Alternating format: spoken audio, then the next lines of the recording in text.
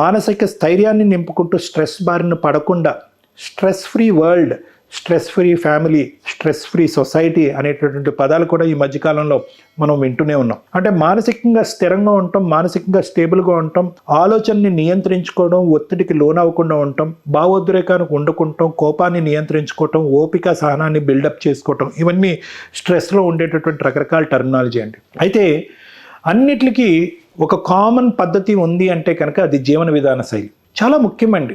Exercise, yoga, meditation, ఎక్కడో చోట ఎంత ఒత్తిడితో కూడినటువంటి సమయం లేనటువంటి పరిస్థితి ఉన్నా కూడా వీటికంటూ కొంత టైంని వెచ్చించటం అనేది, టైంకి తినటం, టైంకి నిద్రించటం, అనారోగ్యకరమైనటువంటి అంటే ధూమపానం కానీ మద్యపానం కానీ ఇలాంటి వాటికి జోలికి వెళ్లకుండా ఉండటం, రిలాక్సేషన్ యాక్టివిటీస్ టేకప్ చేయటం, బ్రీతింగ్ ఎక్సర్సైజెస్ చేయటం, టైం మేనేజ్మెంట్ అనేది చేసుకోవటం, టైంని కరెక్ట్గా ఉపయోగించుకోవటం, చేసేటటువంటి పనుల్లో ఆర్గనైజ్డ్గా పద్ధతిగా చేయటం, ఒక్కొక్కడు ఎక్కడన్నా ఒక క్రైసిస్ వచ్చి ఏదైనా చేయలేనటువంటి పరిస్థితి ఉంటే కనుక దానికి సరైనటువంటి వ్యక్తుల నుంచి సలహా సూచన తీసుకోవటం, తల్లిదండ్రులు చెప్పేటటువంటి మాటలు వినటం.